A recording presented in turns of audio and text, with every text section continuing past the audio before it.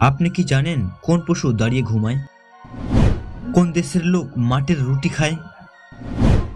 ভারতের কোন শহরে পানির জন্য বিখ্যাত? অতিরিক্ত ব্রয়লার মুরগি খেলে শরীরের কোন মারাত্মক রোগ হয়?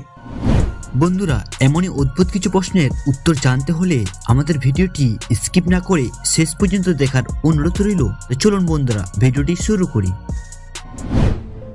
কোন সবজি খেলে মস্তিষ্ক তীক্ষ্ণ হয়? এ মূলো, বি পালং শাক, সি আলু, নাকি ডি কফি?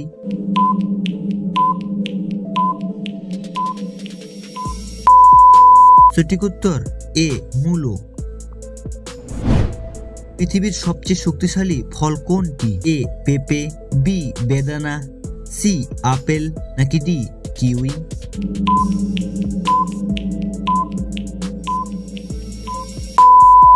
সঠিক উত্তর ডি কিউই।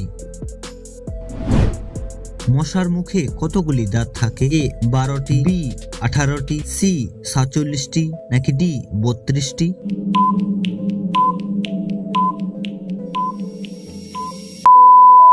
সঠিক উত্তর সি 47টি।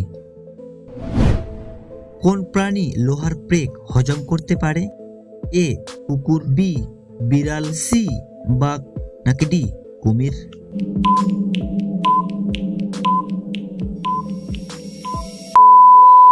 সঠিক উত্তর ডি কুমির। ভারতের কোন শহর পানির জন্য বিখ্যাত?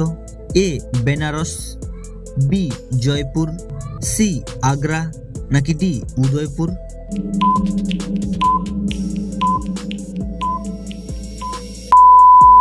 সঠিক উত্তর এ বেনারস।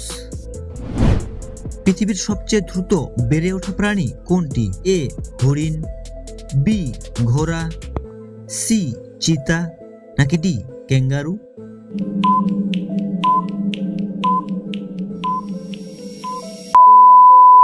সঠিক উত্তর সি চিতা। কোন গাছটি সবথেকে দ্রুত বৃদ্ধি পায়? এ তুলসী, বি বাঁশ, সি নিম, নাকি ডি কলা?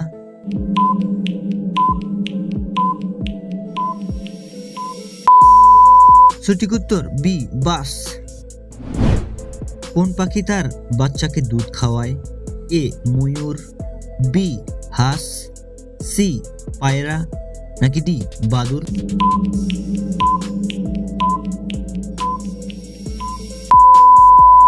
সঠিক উত্তর ডি বাদুড়। কোন দেশের লোক মাটির রুটি খায়? A Bharat, B Haiti, C Nepal, নাকি ডি আফ্রিকা?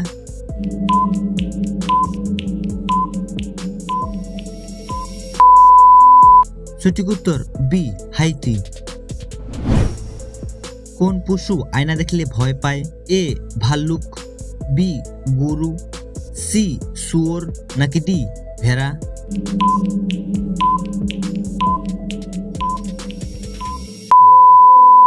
সঠিক উত্তর সি শুয়োর।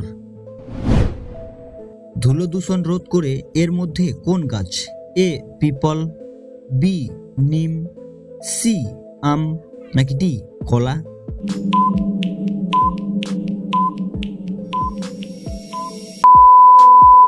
সঠিক উত্তর এ পিপল।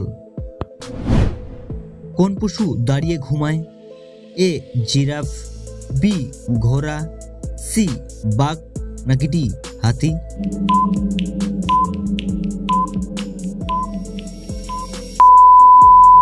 সঠিক উত্তর বি ঘোড়া। এমন কোন শহর আছে যা 3টি ভাষা দিয়ে গঠিত? এ জয়পুর, বি দিল্লি, সি আগ্রা, নাকি ডি আহমেদাবাদ?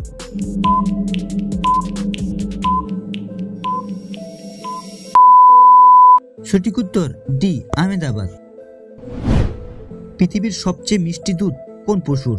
এ উট, বি গরু, সি হাতি, নাকি ডি ছাগল?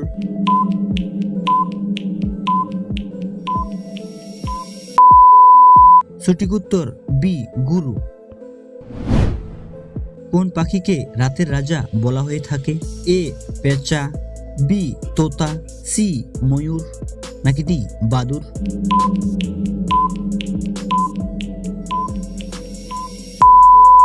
সঠিক উত্তর এ পেঁচা।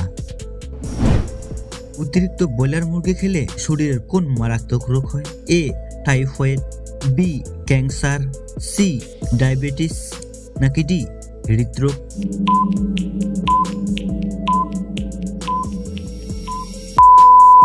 সঠিক উত্তর বি ক্যান্সার।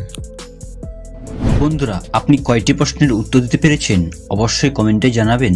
আর বন্ধুরা, ভিডিওটি ভালো লাগলে একটি লাইক দেওয়ার অনুরোধ রইল।